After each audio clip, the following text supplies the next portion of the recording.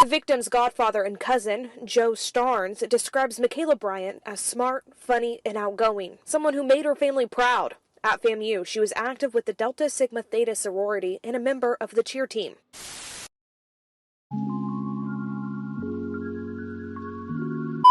24-year-old Precious Charlton, a bachelor student at FAMU University, was arrested Saturday in connection with the shooting death of Florida A&M graduate student MAKAYLA Bryant. She was charged with 1 count of third-degree felony murder and drug possession with intent to sell. In Florida, someone is charged with felony third-degree murder when a person unintentionally kills someone while committing or attempting to commit a nonviolent felony like a drug deal.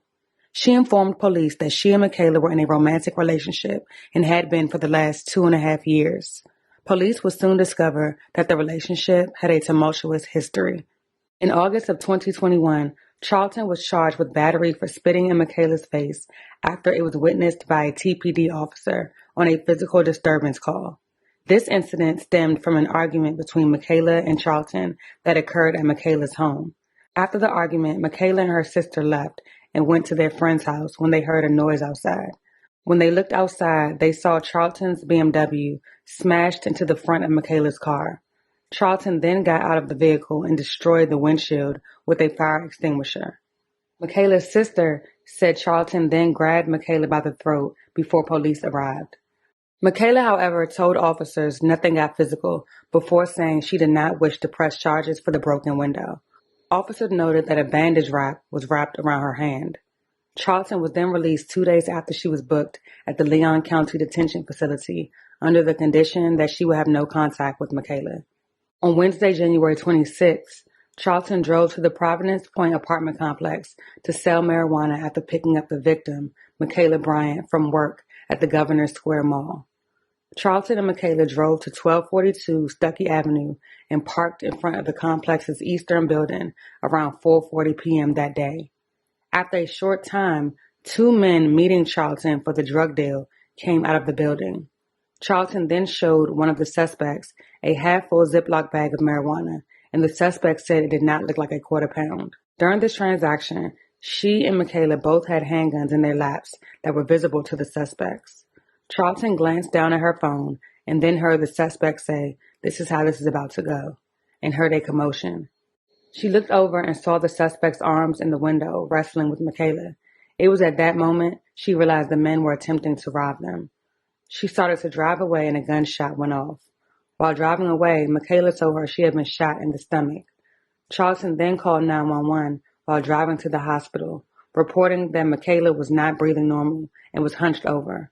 She took MAKAYLA to Tallahassee Memorial Healthcare's emergency room, where she was rushed into emergency surgery and soon passed away. Charlton spoke to police and provided descriptions of the suspects. She said the first suspect was a black male about 24 to 25 years old who had a gold-mouthed grill, short wicks in his hair, and a black graphic t-shirt. The second suspect was also a younger black male, about 18 to 19 years old, with a baby face, wearing a gray jogging suit and a beanie.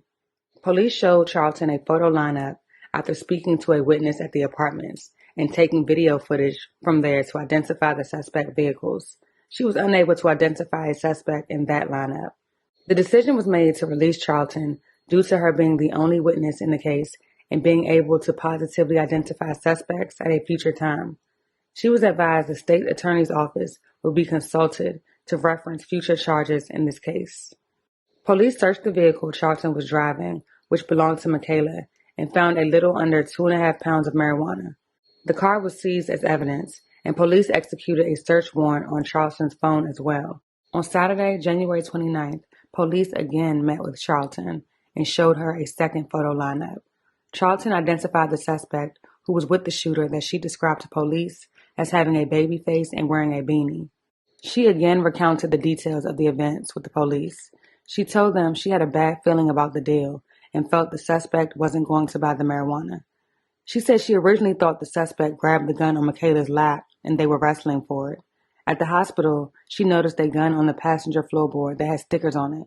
She stated she realized that it was the suspect's firearm they were wrestling over and not MAKAYLA's. She was then arrested and taken to the Leon County Jail. Her bond was set at $50,000 in a Sunday court appearance. At last check, she was still located inside the Leon County Jail. A second arrest will soon be made. 26-year-old Khalil Ogilvy faces a first-degree felony murder charge and remains in the Leon County Detention Facility without bail. According to investigators, Ogilvy agreed to meet Charlton to exchange $650 for a quarter pound of marijuana. She identified Ogilvy in a police lineup but could not identify the other man.